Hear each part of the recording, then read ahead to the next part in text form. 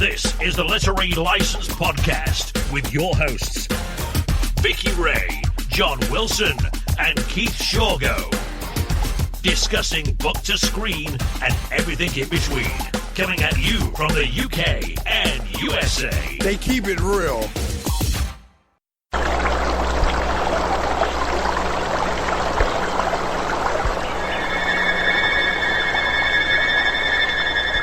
Oh, it's beautiful. Just glorious.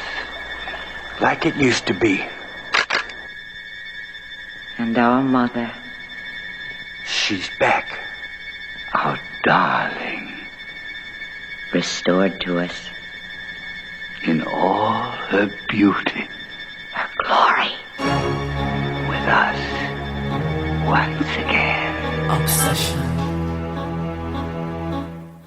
I could wait night and day, saw your name when I pray, in my heart night and day, till you come my way. I could wait night and day, be the sky blue or gray, in my heart night and day, for your love to stay. Obsession.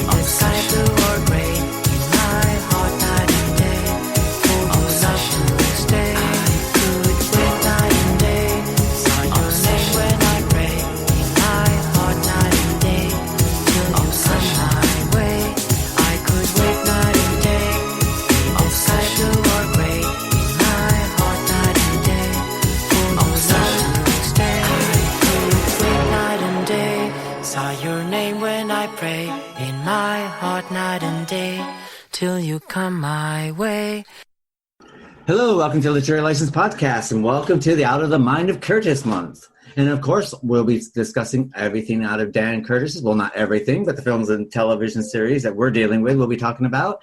And our first offering is our book to screen episode of Burnt Offerings. Burnt Offerings is a 1973 American horror novel by Robert Marasco. Marasco. Marasco, by Robert Marasco. Yes, people, I'm still massacring surnames. Basically, the book came out by Delacorte Press, and the novel was originally been conceived as a screenplay before Marasco rewrote it into a novel. It has, of course, been adapted into a film of the same name, which came out in 1976, which was directed by Dan Curtis. So, before we get any further, Vicky, what have you been up to lately? Oh, my God. Just racing with the BMX. We've been to, I don't know how many cities, and it's all been hot here in Texas. Last weekend, we went to San Antonio. I'm trying to catch up on all the stuff I've been wanting to watch. I think I finally finished Deadwood. I've been binging on Dark Shadows. I'm in the first 3 collections from when everything started, from the roots up. I caught up on Sabrina and Riverdale. Just watching a couple movies here and there. I finished Night of Dark Shadows the other night ago because I guess I'm on a 70s binge this week. I guess we have to be. But really, other than that, just we did 4th of July fireworks last night because we have a big park outside of our house, and just kind of chilling because it's summertime. Myself, I haven't really been up to a lot, dealing with some personal friend stuff, and outside of that, not a lot actually. I've been watching this, that, but nothing that really pokes the brain. I started watching Big Little Lies season 2, which it's interesting. Meryl Streep's now into it, and it's okay. Liking it, it's something to watch, and that's it really. It's just a lot of work and getting things ready, and working on this computer game script that I've been commissioned to do. That's about it really. Yeah, I've got some, I'm a ghost hunter when I have the time, but my friends at Buried Secrets Paranormal Out West is on Amazon now, and they're the real deal, people. So if you want to watch something that isn't staged, make sure you catch them on Amazon Prime because they are the real deal. Now, I guess that brings us to the Burnt Offerings novel. Basically, the publication first came out in 1973, as we said before, by Delacorte Press, and then it was re-released in 1976 by Dell Books. It's tie-in with the tie-in of the movie, and also because The Shining was released by Stephen King around this time. Then, of course, it came out with limited 150 copies in 2012 by Centipede Press, and now it's out by Vanscourt Press in 2015. It's an odd novel because it was a bestseller, but it's almost forgotten about, which is quite. Yes, completely. I mean, what were your thoughts about the novel itself? Go for it. What I thought about the movies was the book. Sorry, I need more coffee today. It's 95 degrees, and it's just about 12 o'clock, so it's going to be a real bitch of a day. And I've already been outside trying to save my plants, so please forgive. But the book was written in the 70s. We had high inflation. There was unemployment. There was an oil crisis. And there was spiking energy prices and a recession. There was also still ongoing desegregation of schools. So this is the time we're talking about Son of Sam stuff. And The Sentinel was out about the same time in 74, like Keith said, The Shining. Then it was followed by The Amityville Horror and also The House Next Door. So we had a series of books like this that was all about houses for whatever strange reason and everything that came with the house. And I kind of liked it. But the thing is, I didn't really, it kind of got, it was so hard to separate the book from the movie because it kind of really stuck right spot on with it. It was almost like they even took the screenplay from the book. Because there was very little different in there. Except for the ending, which still kind of, I haven't figured out the ending of the book quite so much. I don't know if that was a leave it up to you. I know that the wife with the mom, sorry, spoilers, Marion, she was absorbed into the house for her energy. See, I took it how I took it is because they have that moon planet door. And then there's always this buzzing and this humming. Right. And apparently the humming was staccatic. So I was I'm picturing it as a heartbeat. It's right. Sort of thing. And my feeling is that when she went into the room, that she became the battery. She's like the battery that's now powering the house. And that's going to she went white. She went gray to white. So clearly something was being sapped out of her. Yeah, I picture being the battery, and so basically that she's going to keep the house going, and then finally the battery is going to die, and the house is going to start decaying until the next lot comes, and then the cycle starts over again. And that's how I took it because the thing is that when you look at the pictures, or when they mention the pictures and stuff like this, there's never any mention of any of the mothers. It always seems to be fathers and children. Right. The way this guy. So I assume that the mother gets absorbed, either absorbed into the house, or she's like the bat. She becomes the battery in the heart of the house. I forget, who was it that came in? Was it the caretaker that came in and watched her? Said something about her, like, looking, I don't know, it was almost angelic, like, I don't know. Did you get the end? I'm so confused by the end. I was like, going, okay, I was looking up on the internet, so how did this book end? And even no matter what I looked up, it's just like no one really gave me any answers because it was really convoluted at the end.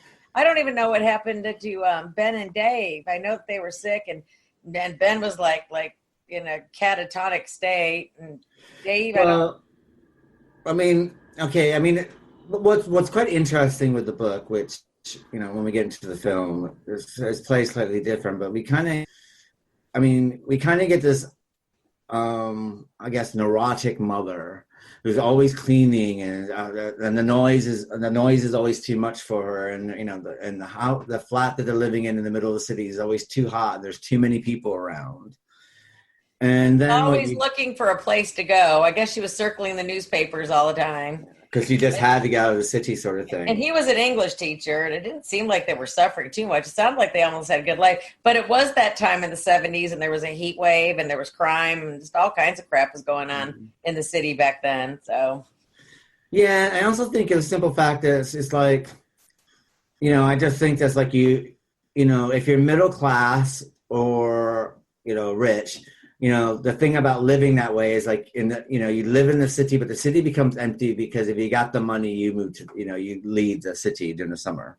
Most people do because it sucks. Well, back in the day, I don't know, the early 80s, it was just hot as hell in New York City. Yeah. It was hot in New Jersey. I mean, back then, it's like, I don't know, I thought everybody had AC. Mm. And it's, so when they do find the house and something like that, and they finally do make it to the house, and I thought this is what I quite liked about the book. So you had like this whole thing about them, and they're quite a loving relationship. They have regular sex and stuff like this. And everything's fine. And they seem to be quite compatible with each other. And then they go on the long journey, and everyone's looking forward, and you got the sandwiches and the picnic basket, and little Davy's, happy, where are we going? We're going on a trip, sort of thing.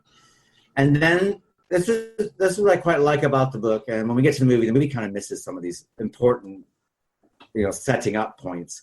But basically, they go down this long road, and the sides of the road are like closing in on them, sort of thing. And they go for like engulfed by the branches and stuff. Yeah, and they're going miles and miles, and all of a sudden it's like the people that you met in the first couple chapters are all of a sudden they're starting to change a little bit. And I quite like that. It's like, the father who's like very like happy go like, yeah, okay, I'll do this. Well, let's give this a try. Yay, we're on an outing. All of a sudden becomes a bit more gloomy. And she becomes a lot more anxious. And the boy who's like really chatty becomes just quiet and sullen. And then of course, it opens up into the house. And then I thought it was quite interesting that basically then what we have is the mother, all of a sudden she enters the house and she's automatically just enamored with the whole thing. And the husband's like, was the house in disrepair when they got there, or was it just going down the shitter, literally?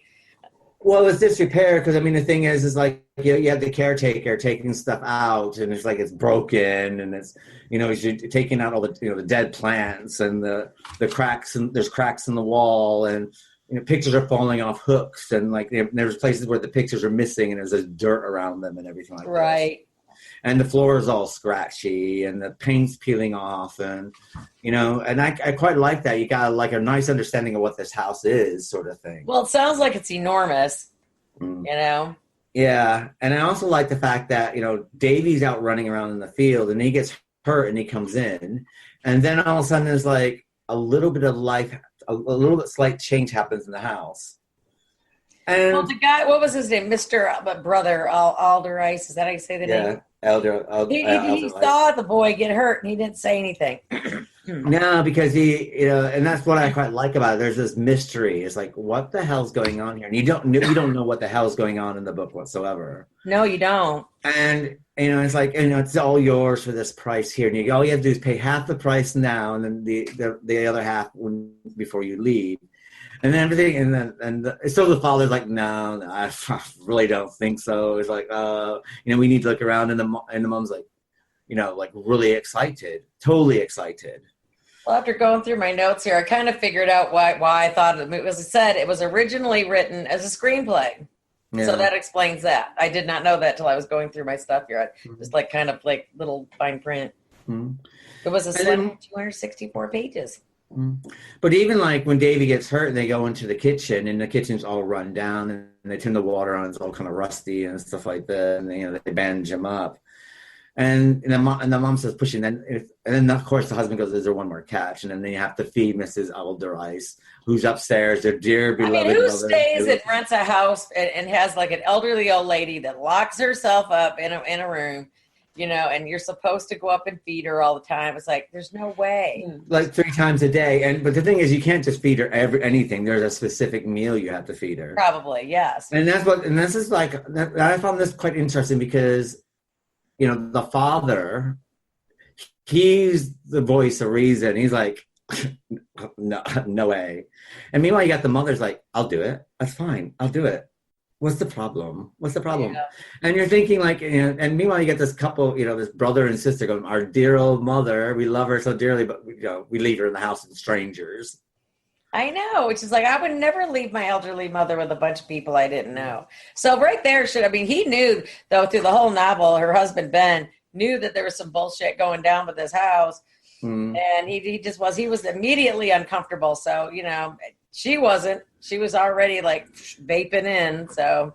Well, that's what's quite interesting because even after they leave and he's like, no, we're not doing this sort of thing. And she's pouting and, Davy's looking for a sandwich to eat and she's pouting all the way home.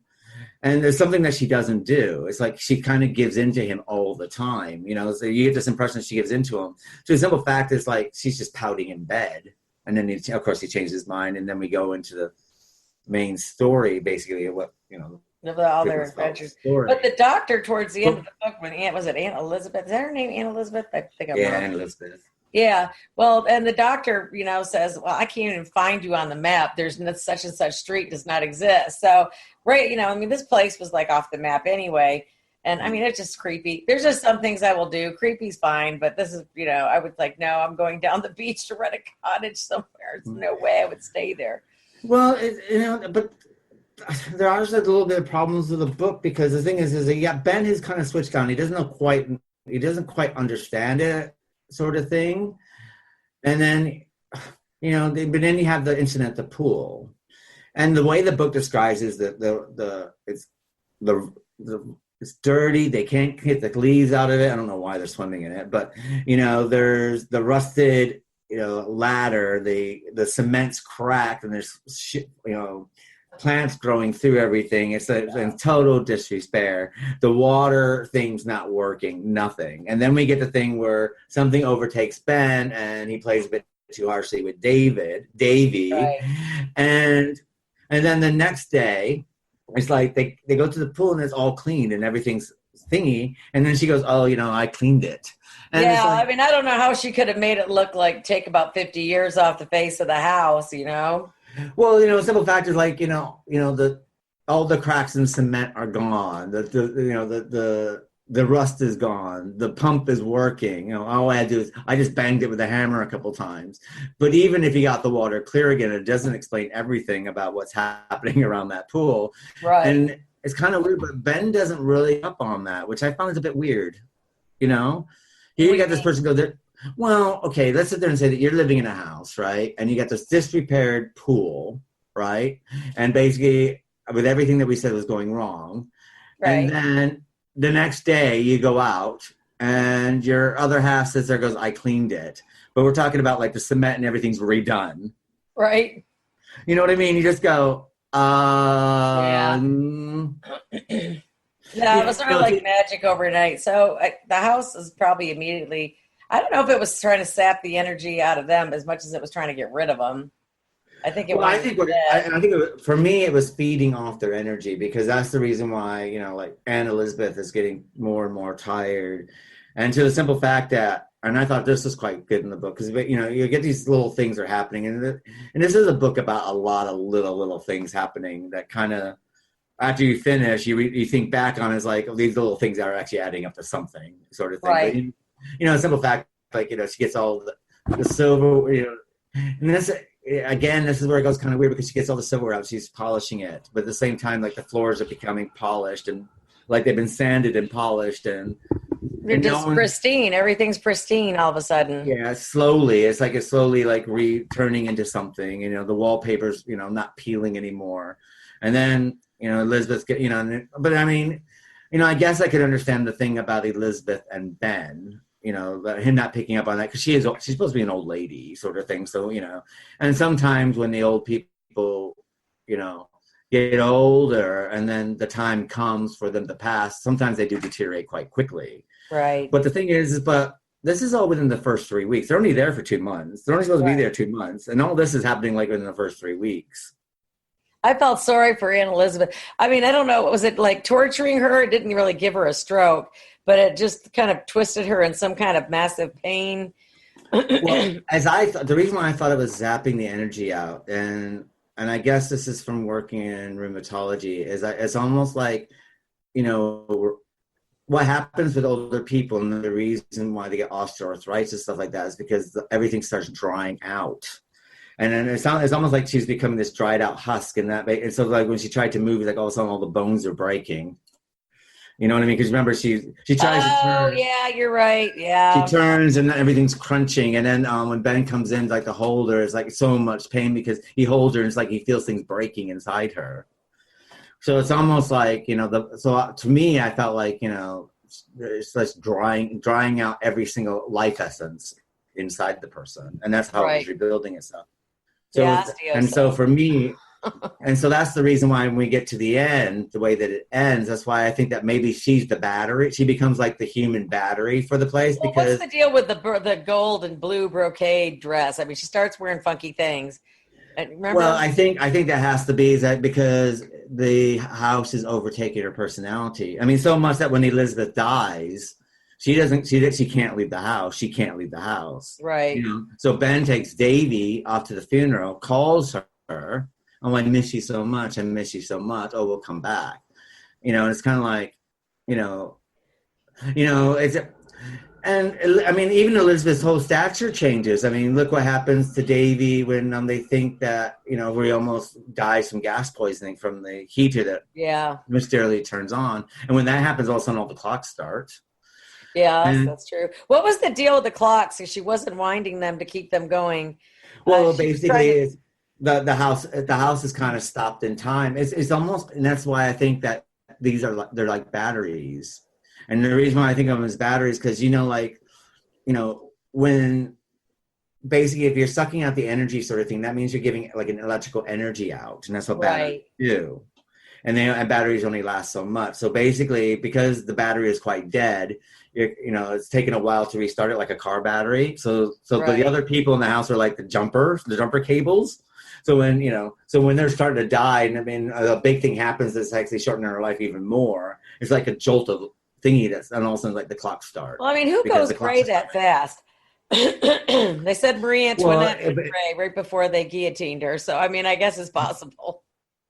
Well, the thing is, but they do say that when you get older, you have less and less energy, and when you get, and maybe it's something to do like when you have less energy, you become more gray. I don't know. Doctor, you know what? My friend and I were talking about this. If our cells are regenerating constantly, why do we get old and die? Well, because the degeneration part of your body slows. Right. Like when you're younger, your cells are regenerating at a very fast rate. As you get older, the regeneration is slowing. That's the reason why, like, if you're a smoker and you quit before the age of 30, your lungs will probably come back within 7 years. Does that mean we're fucked? Oh yeah, probably. But then if you wait till you're 50 or 60s, yes, your lungs will rejuvenate, but they're not going to go back to 100% in 7 years. It's going to take longer. Right. Because if you look at the human race anyway, we're all on borrowed time because we are like a battery. We're running around, we're like these battery beings rocking around, and slowly the battery flowing down. Right. From the moment you're born, you get the strongest battery when you're born, and eventually it wears down. That makes sense. It just sucks. You're like a car. I mean, you're basically. But you're basically like a car, when you buy a new car, it's brilliant. And then eventually, as the car gets older and you use it more, things start breaking down and you have to start replacing things on it. Yeah, we had to replace the header on my car. It's just like, okay, well, it's good for another $100,000. Can't do that with me though. But then, then Ben, but then, another thing what I guess that causes people to weaken and stuff like this is when Ben has this recurring nightmare that he hadn't had since he was a kid. Right. And that's what started, that's what started his decline when he started having those. And then, of course, he became weaker. And, of course, the youngest and most strapping one whose, cells are rejuvenating, like you said, is Davy. So I guess that's probably the reason why Davy had to die a bit quicker because, if they waited to drain him down, it's going to take a lot longer, probably. Right. And the book would be a lot longer. Yeah, and we didn't want that. We wanted to keep it a slim 264. It was a really easy read, though, people. It was a good book. Yeah. But, I really enjoyed it. I think Ben's catatonic stage is basically like, I think that's, between the recurring nightmare that is so real and the simple fact that coming to the realization that the woman that you married who was one person has now become something totally different. And she's so bitchy towards him in the book. I mean, my God, he's all the things that are going on. Picture it as like you go into this rundown house, within 3 to 4 weeks, it's like it's rebuilding itself. Before he goes catatonic, you got to remember the roof shingles are falling off the roof and they're being replaced by new shingles. Yeah, that was creepy. And he's trying to leave, and the bushes and everything won't let him go. And that's what caused him to go catatonic, wasn't it? But at the same time, this is one of the problems of the book. At the same time, you got Davy is like, what? Yeah. I was like, no, where's Mama? Where's Mama? He's like, well, your mama just yelled at you for not wanting to use a goblet, and she's been a total bitch to you because you broke the bond. And all of a sudden, it's like your dad's trying to take you away, and you're crying for your mother. Yeah. There's some. Weird I would have definitely. I don't know. I would have left. Yeah. You know that this story was written originally, it said. I don't know if this is true, so don't be getting really racist and mad at me, people. It said it was Burnt Offerings was a slender 264 pages. It was originally intended to be a black comedy, but as Marasco said in an interview, it just came out black, whatever that means. So I guess, I have to admit, I didn't see any humor in it at all. I didn't see any, not unless it's like humor. White people just don't ever leave the house, Yeah. I guess the black humor would be is like, this old, this brother and sister, which, that's strange within itself. You got this brother and sister, obviously neither one have ever been married, and they go on holiday together. Like sometimes you get like these twins who've never married and they just spend their whole life together. Yeah. And and then they're like 70 years old and they're still hanging around dressed alike. It was kind of like that. They'll not had an experience of life on their own. But there is something weird about that. It's like creepy weird. It's sort of like, like Richard and Karen Carpenter. American Horror Story kind of weird. Yeah. But, the thing is that I did like the epilogue of this book a lot, where the Alavice comes back in, and then you find out that the weird caretaker is actually part in on it as well. And I thought that was a nice little twist. Well, you kind of knew he was in on it. Well, the thing is, you weren't quite sure because at the beginning, they're really like going, "Oh, come on, whatever his name." I'm going to call him Clyde. I don't think that's what his name was, but he's like, he's like this butter and clod person who's like walking around dropping things, and it's like, and they're like, oh, God, you know what I mean? Right. So at the beginning, I wasn't quite sure if he was part of it, but I like the fact that he shows up to find out what's going on inside the house, and it's kind of like, oh, which they miss, when we get to the movie, they miss that part out as well. But then they come back, and then I like the idea that they take another picture of the house, and it's all pristine and stuff, and they hang it in its place, and like all the pictures of the house, you know what I mean, at different time frames and stuff like that. Well, maybe almost drowning his son in the pool was probably something they would laugh about. I don't understand where he's getting the black comedy from, but that's what it was intended. And he was noted in interviews saying that's what he said. But it did come out, but later on that did spur on The Shining and the Amityville Horror, which are kind of like rewrites possibly of this book. Yeah, I mean, I guess it's probably more closely related to probably The Shining, because The Shining feeds off the psyche. Well, the book The Shining feeds off the psyche of the people, doesn't it? It's like, yeah, that's what the whole book's kind of about. So maybe Stephen King was, this came out before his book, so maybe he was slightly lean from what happened in this book to come out with his own version. Well, that's when he was like up and coming, and he was still a hungry author. And, I've been really, really entertained the thought of reading many of his books lately. I mean, I love his old stuff, but I haven't really got my hands on anything new lately. I think the last newest thing was probably like The Gunslinger and The Black Tower. And well, I read like 2 or 3 of those, and I kind of got bored with them. So I think I read the first 2 or 3. Right, I think I read the first 2. I remember the drawing of the 3 was kind of labor intensive, and then one of them was okay. Actually, I was like, okay, I can understand this one's okay, and then I don't know. I mean, it kind of lost me, but it was fantasy. I mean, I don't do well with fantasy. Yeah, Amityville Horror came out, and well, that's just history right there. Who doesn't know about the Amityville Horror? So yeah. So I mean, houses have always been quite good. I mean, you start out with The Haunting of Hill House with Shirley Jackson, don't you? So and it kind of moves from there. We all know that Keith loves the book, but he doesn't like the new whatever the rewrite was, or the movie. No, the miniseries. The miniseries on Netflix. Yeah, the Netflix one. I said before, as previous episodes, it's not, and it's not Shirley Jackson's Haunting of Hill House. They used the title, and that was it. For me, it's okay. I mean, I like it if I don't reflect on Shirley Jackson's and think of it as a totally different story that has nothing to do with it.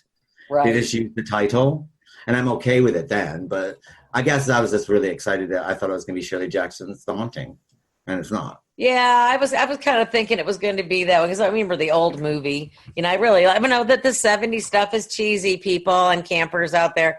But, I mean, you got to watch them. I mean, they're just so good. I mean, the original Haunting is great. I mean, that still lives up to it. The remake is horrible, the Liam Neeson one. And oh, my God. I struggled through that. I mean, it's like, I can't believe I just paid $7. It was $7 for that one. It's like, please just take me out in the parking lot and do me. Well, I mean, one of my problems with the miniseries of The Haunting of Hill House is like the house wasn't that grand. It was okay. They just showed that one part of that. What the house was, the stairway and the foyer that comes in to the stairway, and then they had that one side of the house that looked like it had a lot of windows. It was like a walkway across to maybe another wing of the house. It's like they didn't have enough money to do the whole house. It was like they probably didn't.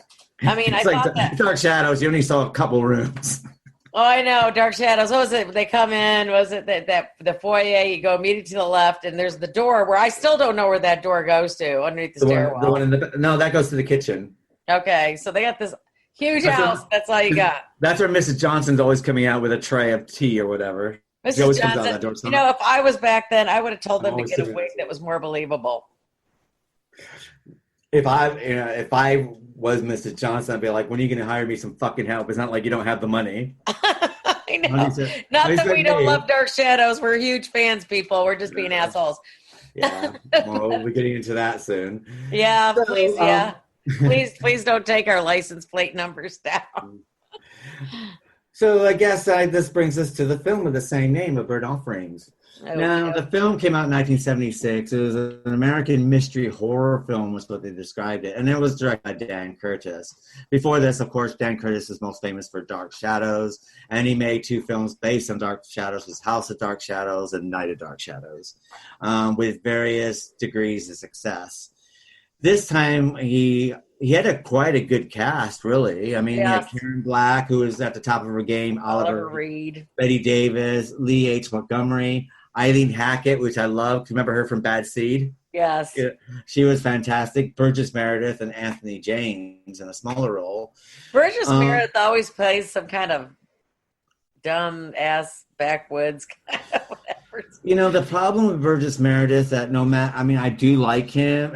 There's a lot of films I like him in, like Foul Play with Goldie Hawn and Chevy Chase and various other things, but every time I do see him, I think the Penguin. I know. Well, no, most of the time, though, when I think of him, I think of Rocky, though. But not so much the Penguin, near as much as Rocky, because he was such a big integral part of the Rocky series.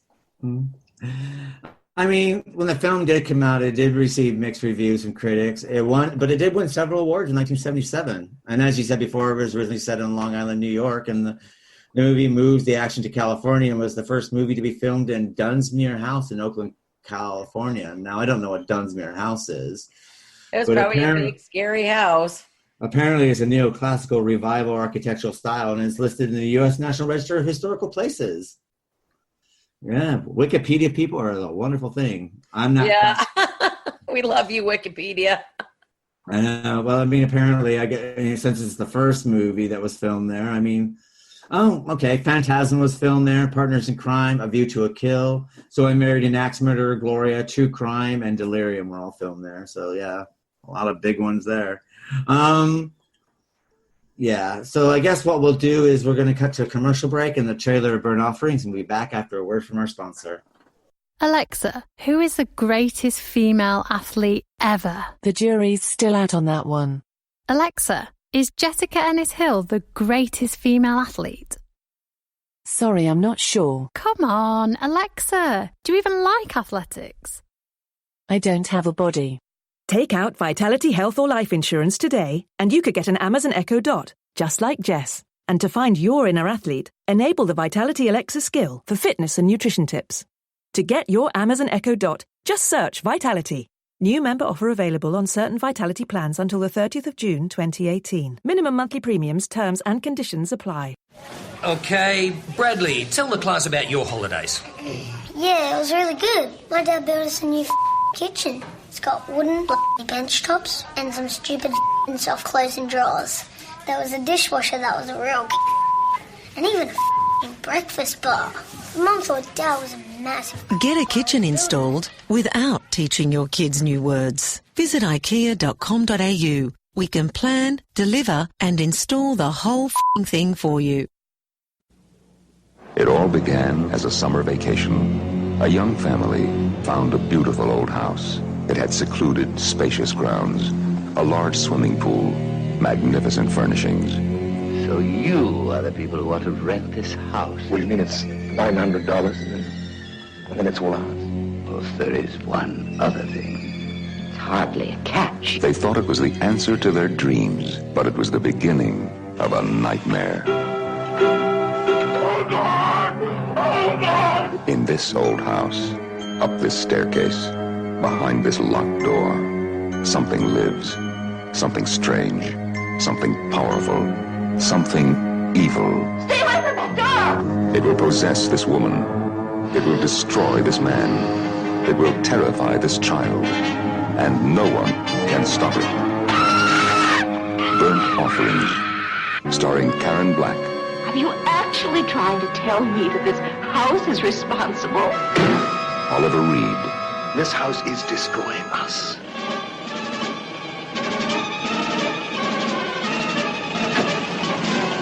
Bette Davis.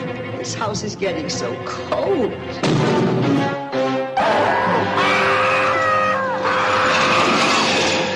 Burgess Meredith. And this house will be here long, long after you have departed, you believe me? Eileen Heckart. God, when it comes alive, tell them about it. Tell them what it's like.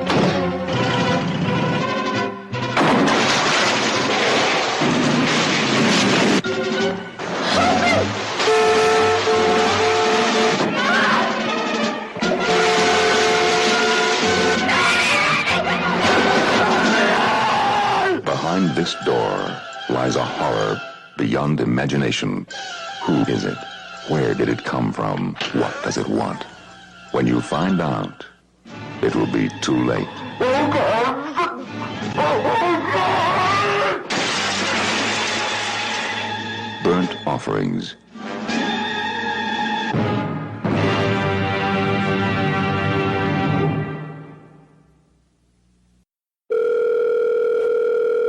Hello? What's your favorite scary movie? I have a bunch of favorite movies. I watch them all on Shudder.com for only $4.99 a month. That's a scary low price. But if I had to pick a favorite, it'd probably be Scream. Oh. Yeah, it's the only streaming service that lets me watch hundreds of horror movies on demand. I'll be right back. Hello? Hello? Hello, are you gonna subscribe? Hello? Go to Shudder.com to subscribe. If you dare. We are one planet.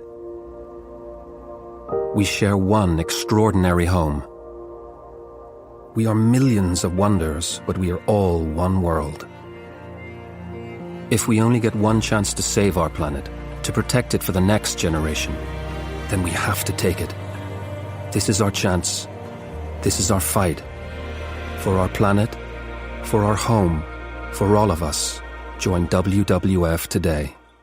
Hello, welcome back to Literary License Podcast, and now we'll be discussing the Dan Curtis film, Burnt Offerings, the 1976 film starring Karen Black and Oliver Reed. I guess I'll start with you, Vicky. What are your thoughts of this movie? Well, I liked the movie. I loved it, where they filmed it. I thought it was, the house was fantastic. I love going through, rummaging through old places like that. I think we discussed this in private. Me and you, we thought that maybe Karen Black and Oliver Reed quite possibly were not cast for this. They might have picked somebody else. I don't know who they might have picked. But Bette Davis, fantastic. Bette Davis does no wrong. Doesn't matter what she does. She always kicks it. But Eileen Heckart was fantastic. Karen Black probably could have slid by in it, but Oliver Reed just wasn't doing it for me. He just didn't seem like he should have had that part. Well, I find my problem with this film basically is, and reading the book, it's even more evident. But the thing is, what you have with the book is you have these three main characters, and they're different personality. It's like, she's anxious. He's a college professor. And they're quite happy, and they're, sort of thing, and they're looking for a way to get out of the city. He doesn't really want to, but he figures, if it's going to make her happy, it would be quite nice to get out of the city for a change for the summer. And you kind of got this, kind of loving family. And even though, she is neurotic because everything's like, oh, Davey, don't go too far. I need to clean. And she's like OCD about everything. But then you get the piano playing all the time. She's sitting there and she's finished cleaning and the piano starts playing it every day at 3:00, and the air conditioner makes a lot of noise and they're trying to sleep, but it's too hot. So you have the window open, and of course you can hear everyone because they're in the apartment complex. Right. And I like that. But here in the movie, what we get, it starts off and they're in their station wagon. They're just driving in. Yeah. And then you're missing the great big reveal of the house. Right. The thing is, the gates are there and they go around the corner and there's the house. Voila. So you don't get all the trees and the bushes and stuff like this. And, it's important because that does play a part, which they do show in, when they're trying to escape. Yeah, when they're trying to escape. It's like, well, where did all these fucking branches come from? Because they weren't there before. Right. Sort of thing. And yeah, the house is run down, and it's fine, and then we go back to the book territory, and it sticks pretty close to the book, but it comes alive because what makes it so interesting is because of some of these supporting characters. Eileen Heckart, except from The Bad Seed, she's fantastic in The Bad Seed. She was fantastic in First Wives Club when she played Diane Keaton's mom in that, and she's fantastic in this. Burgess Meredith, he's fantastic because he's a presence. Right. But Karen Black. Her personality doesn't really change. She goes from stony to stonier. And Oliver Reed is kind of like a construction worker, a liver putty, I guess a Cockney construction worker. So there's nothing loving about him. He's just kind of hard and stoic from the time that you see him and all the way to the end. It's sort of like when he wants to get himself a little in the movie with Karen Black, and she's just turning down screaming, no, not here, not here. And I don't know, that was so awkward. I just thought it was awkward. If it was somebody else, I can't even imagine who to put in that role.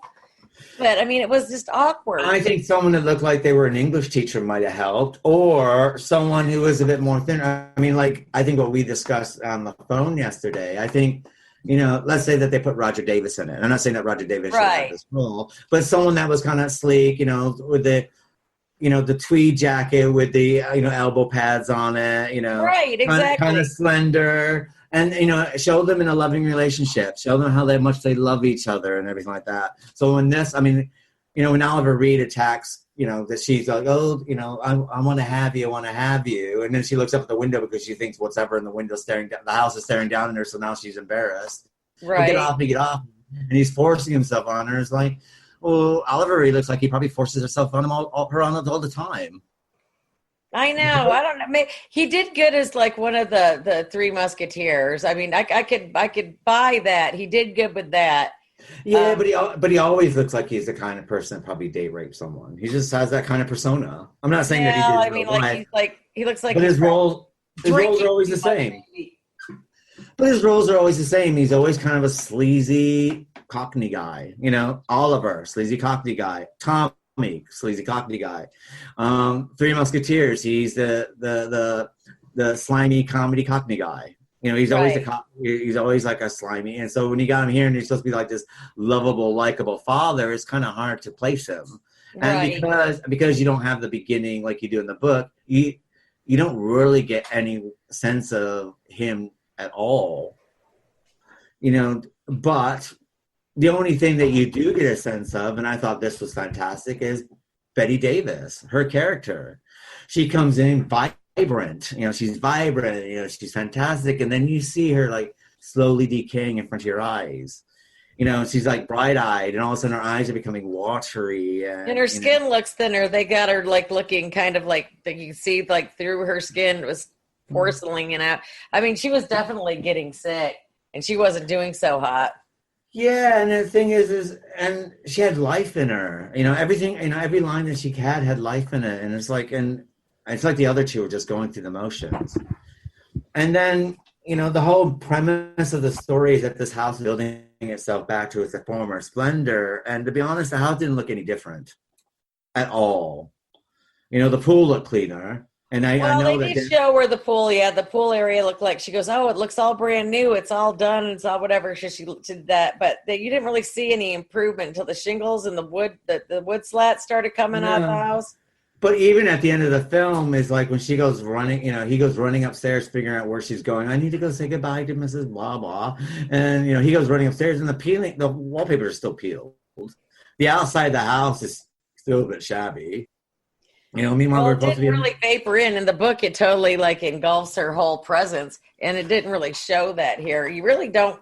It really wasn't. The only thing that changed is the pool got cleaner, and it's almost like you know where like sometimes in a film they put a lot of white furniture and put a bright light on it, so it has like this glow on it. They did that, so it's like okay, the pool's improved. And then, of course, the greenhouse improved. So we got, you know, someone went to the flower shop and bought a bunch of flowers, so it turned into a flower shop. And, I mean, the floors, in the book, the floors become shiny and new, and the wallpaper's also brighter and cleaner. And, yeah, but you just didn't get that in the film. I think I think it's filmed beautifully. The director of photography did a really good job as far as the filming technique of this. But I think Dan Curtis did a big fail because, you know, these are the small details that is the part of the film is supposed to make the film. It's like, you know, if they made it today and you're like watching it and they go into this shabby house and as the story goes on and you see these personalities change dramatically, not just them going like, you know, I want this house. I want this house. I want this house. You know, it's all the thing. Right. I don't know what they fucking dressed her in either. I mean, Jesus Christ, when she's walking around that vampire dress thing, it's like, where in the hell did she pick that up? I know, what the hell was that? I was like, why is she dressed like that? And then she was like, really got into the silver. She had to like constantly scrub the silver. Well, the silver was from the book, and I kind of understood that because she was like shining and everything's becoming shiny. That kind of reflects like how the house is starting to become shiny in the book, but they don't. Right. There's no follow through. Nothing. You know, it's like when you look at the doors, the glass doors. You know, and the thing is, there's still kind of that, where too many people smoke cigarettes in it, so it still has that nicotine. Red, a yellowish tint to it. Yeah, and the thing is, in the book, they turn into brand new. It's like someone's replaced all the glass, and you don't get any of that sense whatsoever. And the only time you get the sense that anything changed is at the very end when they're showing a picture of this brand new house that they're hanging on the wall. That's it. And then there's the pictures. But, I mean, in the book, I guess I didn't notice it with the pictures. I'd probably have to freeze frame it again on my TV. But in the book, it said that the pictures of whoever was that it was on wherever where she was, the house had pictures of everybody it engulfed, I guess. And they all look scared or upset or vague. Yeah. Like they didn't understand. And I don't understand why the pictures were there. That she displayed. Well, they're the people.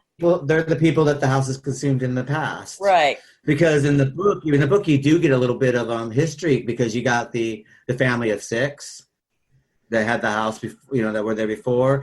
And see, this is what you have in the book that you don't have in the film, because the book, the pictures on that mantelpiece or wherever, that table, they're all from different ages.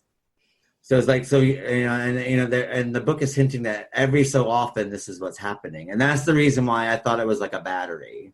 Right. Sort of thing, that basically is, she recharges it, and eventually that battery is going to die, and then the house will start decaying. It's like when you have when you have an iPhone, right? You have the iPhone for the first year and it's running really, really fast and it's fantastic and it charges fantastically well. Then after a couple years, also it starts slowing down, and it takes forever, and eventually, and then it gets that don't point even where, get me going on my fucking iPhone. Well, but then after a while it just doesn't charge anymore, or if it does charge, it takes long, or you'll be able to charge it and you're lucky if it lasts a couple hours, like electronic goods do. Yeah. Well, I mean, her hair, I don't notice, did you think her hair was changing color in the movie? I didn't. Well, they go, oh, you're going gray too. And it's like, okay, I guess you had a couple of strands of gray. I mean, they spend a lot of time on Bette Davis, and her changes. They mention her going gray, but it's like, okay, it's just like, she had a couple gray streaks, but it wasn't like, it's only at the very end. It wasn't the Bride of Frankenstein quite yet. Yeah. Well, I mean, and this is another thing I think Dan Curtis lost it on. Is like, she goes up to the room. She spends a lot of time in the room, but there's this door, and it's like this, it's like when she looks at the door, it's like she's entering into space at the door. This is what's happening in the book. So, and then there's that buzzing sound that's going on all the time. And, and at first she thinks, as she said before, the air conditioner, but there's nothing that here. This is just a wooden door. And then at the end of this, and then what we got then to hear is this really kind of stupid ending, really. He opens the door, she's sitting in a rocking chair, and he goes, have you seen Marion or whatever? It's like, really, you can't tell that's your wife. And she turns around, going, sort of thing, and he dies, and then she's just rocking in the chair. And he goes out the window, then the kid gets the... Then falls, thingy. And you think, what do you call it, the turret, or what do you call it? I forgot what you call those things. But it's like you're kind of watching, and then you watch it kind of going, huh? Yeah. But... And another thing I don't understand with Dan Curtis films, and we will discuss this with House of Dark Shadows, and this one, the beginning opening titles, it looks like an ABC TV movie. It's like, these are the credits, and to be honest, for the longest time, I thought, until we started doing this podcast and I did a bit of research on this, I thought this was a TV movie. I've always thought this was a TV movie. It looked like a made for TV movie, like something, it's like ABC Tonight or whatever. Yeah, it's like Halloween time, or find these old, on a Monday night. It didn't scare me. I mean, it didn't resonate that much. Well, I mean, like I said, I did Cannibal Ferox or whatever about last month, and I mean, there's just it's either got it or it doesn't with me.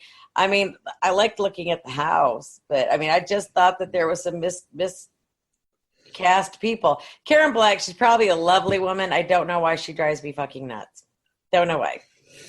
I mean, I think Dan Curtis liked her because he used her. So. Yeah, he used her a lot. She blames Dan Curtis for kind of ruining her career, because Dan Curtis put her in Trilogy of Terror, and she said after that she could never do a normal film. She just always got cast for horror films after that. But then, as we mentioned in previous podcasts, that in this time period is unfortunately, if you became recognized for a role, you kind of got typecasted after that. Well, there wasn't social media. We had so many channels now. I mean, I see people that I see like from Walking Dead is a good one. Walking Dead. Well, I'm not even I'm going to say it because I think writers suck right now and they fucked up my favorite show. Fuck y'all. But when it comes to, I've seen a lot of the characters, they've all gone on to different stuff and they've all integrated well. But, well, but you do get that now. I mean, it's like you'll watch like Little Big Lies, you'll get Reese Witherspoon and Meryl Streep and all these Hollywood actors doing a TV show. And you'll got people in a TV show and they'll go do a movie and then they'll come back to the TV show and it's all very fluid now. It's like, but you can't get back then, like they said, the 70s. It was just how many channels we have on TV, and like we had that one cinema where me and you grew up at the town. Everybody had to come to Watertown to go to the movies, just that one cinema. But it was segregated. You're either a TV actor or actress, or you're a film TV actress. You didn't do both. And if you were a TV actress, it was good for you, but it was looked down upon. Right. And then if you're lucky and you broke out to be a film star, let's say like Burt Reynolds, and it was like, well, you made it. You're a film star now. And they never looked back on TV until it got to like the end of their career and no one else would hire them. And then they might, come back and like do Dan Curtis got kind of stuck. Dan Curtis got kind of stuck in this genre too. I mean, when the Dark Shadows came out in the 90s with Ben Cross, he knew, he's just like, oh man, he goes, I want to do something else. If you go in to see like his what was that documentary? I watched it was on Amazon. Master of Dark Shadows. Yeah, I mean, he really wanted to break away and do something different. Well, he did break away. I mean, he did War and Remembrance, which was right. But it was back in the time that we had these great big sweeping miniseries. Right. And then this, it kind of started with Roots, and we got quite a few of them. Right. Some good. I quite like the trashy ones. I like Lace. Which one of your bitches is my mother? I like Scruples. I love Scruples. Yeah. I like Master of the Game with Diane Cannon. I loved all those. And he has Shogun. Yes. Oh my God. I forgot about A Woman Shogun. of Substance. And I mean, there's a ton of them. And and Dan Curtis kind of ended it with War and Remembrance. That's kind of like the last big miniseries, and then they kind of went out of fashion. Oh, I don't know. You don't want a lot of awards. What was it? He won a lot of awards, but he won a lot of North and awards. South came out like around 84, 85. But wasn't War and Remembrance like 86? They were all like that in the mid 80s. I remember because I was in college and I was the only one with a color TV, a little TV that was a color TV, but everybody came in my room to watch this 13-inch color TV to watch. We also had Cain and Abel. Remember that one? Cain and Abel. Which one? Cain and Abel. Yeah, I think Sam Neill or someone like that was in it. They always had kind of the same cast coming through these ones. But I think War and Remembrance was the last big one. I mean, the last of it. You know what I mean? It's like once that came out, you don't see them really anymore. I mean, well, for one, I don't watch cable TV that much. We've got, I watch the news and the weather. And I'm, when I watch General Hospital sometimes, but I always watch stuff like Hulu and Amazon and Netflix. And I mean, on my smart TV, they even have the news that's like newsy. It's not biased news. So, I mean, I don't ever hardly watch cable anymore. I mean, so I don't, even if it was on, I wouldn't know, but I've never seen any sweeping epic sagas and not unless. Well, they don't. I mean, they're different now. I mean, we still have miniseries. Is it now they're just series? I mean, Game of Thrones is a miniseries, really. Yeah. 6 years of miniseries. Yeah, don't even get me going on how it ended. I was really not, I just did not. But but even if you look at simple things like Buffy the Vampire Slayer, I mean, that's a miniseries. That's like a soap miniseries. It has a beginning, middle, and an end, and it just sweeps, But we do still have them. It's just that, but it's different. I mean, back then they were events. Every night at 8:00 it'd be this for like a whole week or whatever. That's what we had. Like if you're gonna watch Roots, it was every night for 2 weeks you saw Roots, and it was like everyone was talking about it. And Shogun, remember that? It was like every night at a certain time it was an episode of Shogun, and it only ran for like a week or 2 weeks, and then never again. Yeah, I wonder why they never bring those back. You hardly ever. I don't even think there's a channel. There probably is. I just haven't discovered it. Where all the old miniseries are. Because, like, who was it? Jane Seymour was like the queen of the miniseries. I mean, there's another one just like her. Yeah, Jane Seymour. She did like East Eden one. I remember that. I've been watching that. Oh my God! You're like one of the girls. You watch all this stuff. Me and these college girls watch. It's like, I mean, some of the guys would come in. It's like, what the hell are you watching? So. Well, I mean, it's like, if you're growing up, and let's face it, when you're growing up at home and you have 3 or 4 channels, your mom's the one with that decided what you were watching. Unless it was a sports night, and then your dad might come in and watch something on sports. But you end up watching if it was drama or films, it was what your mom was watching. It's not like you had to say what you're watching. I was watching MTV constantly. I was just on the couch watching MTV. That was I think my mom gave me Charlie's Angels so I could watch that. But I think the only reason I could watch that because I think that was on one of the Canadian stations and was like, Charlie's Angels. No, it was on CBS, wasn't it? No, it was on ABC. But see, we didn't get ABC because our antenna couldn't pick up Syracuse at the time. Oh. So we could get Channel 3, but we couldn't get Channel 9. And Channel 9 was Charlie's Angels. So that would show like at 8, 9 o'clock at night. But then CBC, which was Channel 6, would show it the next day like at 7 o'clock or something like that. And my mom's cooking dinner, so I was able to watch Charlie's Angels. And then Friday night was kind of like when we could watch what we wanted. And of course, at that time, I think it was Dukes of Hazzard, Wonder Woman, The Incredible Hulk. Right. And then once, well, it's kind of like you watch The Incredible Hulk or Wonder Woman. And then at 9 o'clock, Dukes of Hazzard come in. So your mom and your rest of the family would join that. The adults would join in. And of course, then they would finish up with Dallas, Right. Well, Dallas was like the epitome of the 80s, though. That was the 80s. So you want to talk stuff like that. I don't know how we get off on these tangents, but we do. But it's all interweb. But the only time that when you're a kid that you can pick television is Saturday mornings. Yeah. You got to pick what you wanted to watch then. Bugs Bunny. Sometimes Speed Racer. Yeah. Hong Kong Phooey. Hong Kong Phooey. Number 1 Super Cop. I know that one. I loved Hong Kong Phooey. Yeah, Secret of Isis. Oh, Mighty Isis. Oh, Mighty Isis. Oh, yeah. What was that? Which one was that? Isis. Oh, secret wind that blows up high. Lift me down so I can fly. Space Ark. All this other stuff. But yeah, so, I mean, I just think that, I'm not going to go into House of Dark Shadows because it's next week, but I think with Burnt Offerings, the thing is, I said before, I think it's beautifully filmed, but I think I don't know if he's paying this by numbers or what he was doing, but he could have paid attention to more detail. The detail was missing. Well, I don't know if his heart was into it because it just wasn't typical Dan Curtis material as far as I was concerned. Yeah, but think of it this way. Let's sit there and say that you're watching this movie with the same cast, same everything else. But now let's sit there and say you're watching it, but then all of a sudden the house is becoming brighter and it's cleaning up and you watch it unfold. It's like, he doesn't have to do it with special effects. It's just like, she leaves the room when she comes back in, all the doors are done. Or she leaves and comes back in and all the walls are painted or something. It doesn't take a mastermind to do something to make it, but it doesn't look like it changed at all.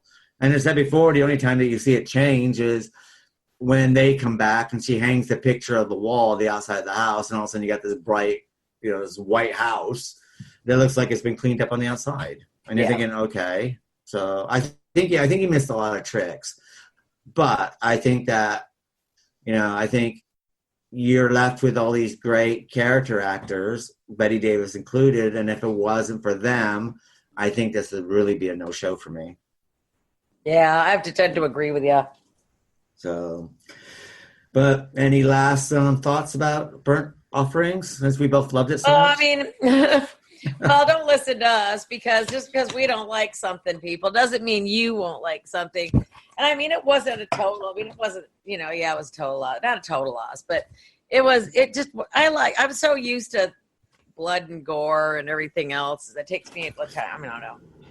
I like really intense movies. The book I enjoy. The problem with this movie is that there's no dread in it. Yeah, You don't there feel you go. any dread. Now, if he filmed it to a certain point that there's this underlying dread in it all. You know, there's this dread and everything like that. I mean, the best bit is when the dream sequences, when that weird Chauffeur. Undertaker or Who whatever is that he was. guy? The chauffeur Undertaker guy. I've seen him before. What? He's been around, and he always plays. Yeah, the now dude. that was the only Taylor? freaky thing. That was the only freaky thing in the whole thing. Well, it was about a funeral. Was his mother's funeral? Oliver Reed was dreaming about, or Yeah, but you know, this guy appears twice, and that was the best. well, then thing. he comes with Bette Davis, and I think that's why she buys the farm. Well, that was quite good when they threw the coffin at the screen. That was quite well done. But Yeah. I don't know. I just think that he should have given more thought to detail.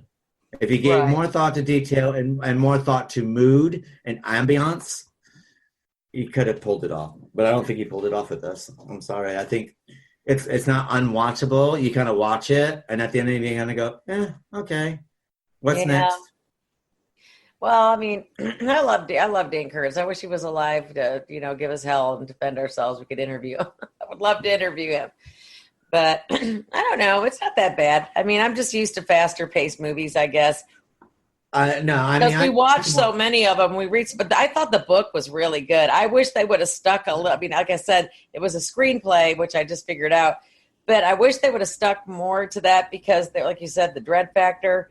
And coming in on the end, because the end of the book isn't too clear to me how Ben and Dave died still. I went back and reread it. I was like, what happened to these guys? Dave, did he drown in the book? Because it seems like he wasn't gone yet. The thing is, I read the book, and I'm like you, I can't remember now. And, I mean, I like the book a lot, and I love that you have these characters, and you see them changing, and you feel them changing, and you see everything changing, and the house is changing, and it's well written, and there's an ambiance about the book that gives it's kind of had this weird feeling, and you're not quite sure what's going on, but you know that everything's so minute that it's just slowly unfolding, and it works really well. But like the film, I mean, the ending of it's kind of like boof. Okay, and then they come back, and it's like, okay.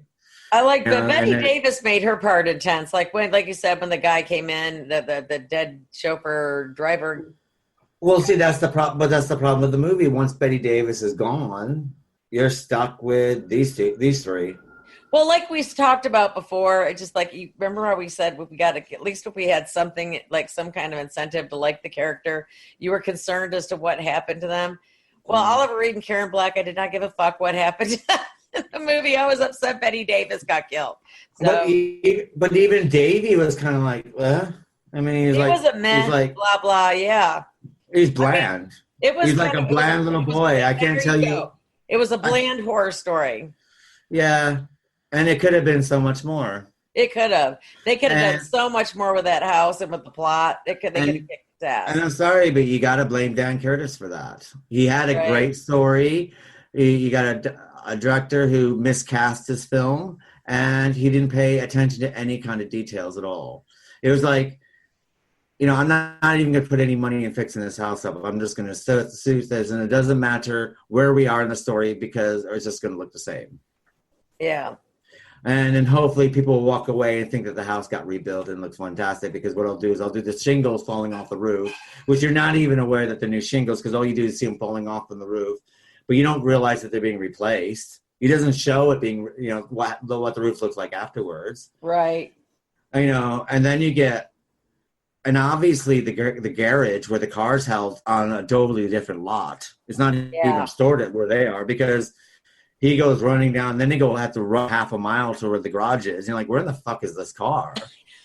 I know. It was just like, it had. And then you get this weird cut. It's like, and then they're driving away, and it's like, because the thing is, when they run down the porch, they run left, and then it kind of, they're running and running and running. So you're like, where the hell are they running to? And then you find this yellow house that you haven't seen before. It's like, okay, they got a yellow house here somewhere. The car's like 20 miles away. The car's there. It's like, okay. And they get in the car, they run off, and it's like, And the car should go back by the house, because that's where they would go, right? Right. But it doesn't. They're like, well, where the hell was this fucking garage? Obviously, it was in another lot somewhere else. And he couldn't even piece that together. A decent, and I'm sorry, but, it sounds like I'm, pissing off on Dan Curtis, but... We love Dan Curtis. This movie just kind of sucked it, that's all. Well, the thing is, if he paid attention to detail and stuff like this, and, next week when we get into it, we're going to be having the same issues. But, he could have, it's kind of like, okay, I'm going to film this, I'm going to paint it by numbers, and I'm going to throw it out there because I don't care. Once I felt like I just don't care. Right. Maybe they threw money at him, and maybe it wasn't like a love project or something like this. They go, we got this. Maybe MGM said, "Oh, Dan, you made us so much money with House of Dark Shadows.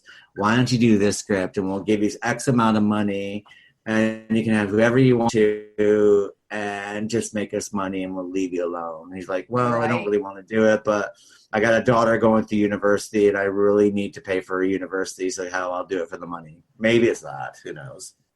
So that brings us to the end of our episode of Burnt Offerings, the film by Dan Curtis. And next week, we'll be doing House of Dark Shadows and Trilogy of Terror, both directed by Dan Curtis. Of course, you can find us at www.llpodcast.com, and you can find us on all our social media platforms, which also includes Twitter, Facebook, Instagram, and other social media platforms that you can find us on. We're also going to be having a special interview with Roger Davis, the star of House of Dark Shadows and Dark Shadows. So make sure you tune in to us next week. So this is a goodbye for myself and goodbye from Vicky. Say goodbye, Vicky. Hey, goodbye, everybody.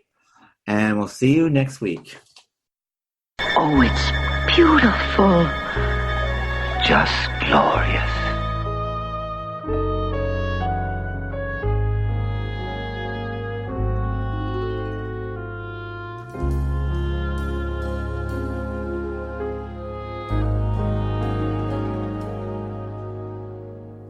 A chair is still a chair, even when there's no one sitting there.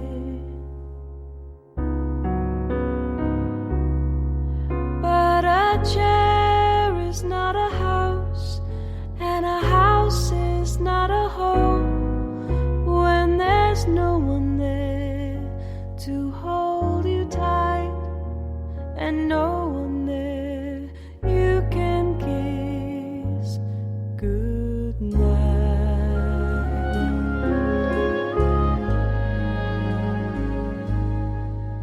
A room is still a room, even when there's nothing there but gloom.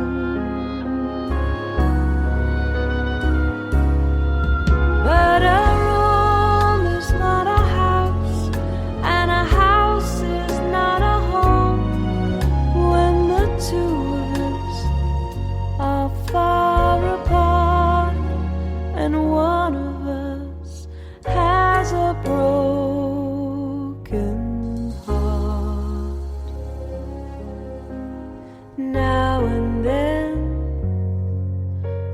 call your name, and suddenly your face appears.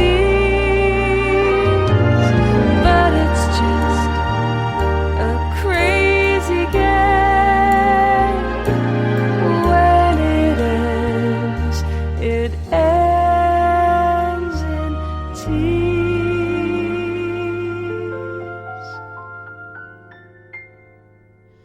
Darling, have a heart. Don't let one mistake keep us apart. I'm not meant to live alone. Turn this house into a home. When I climb the stairs and turn the key, oh please be there, still in love with me.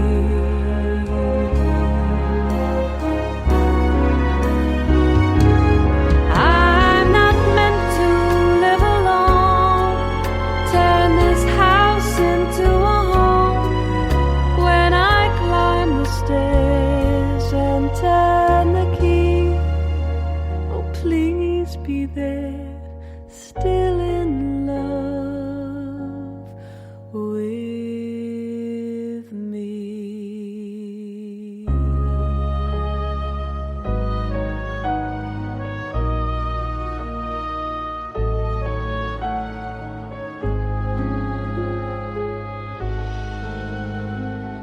Restored to us in all her beauty.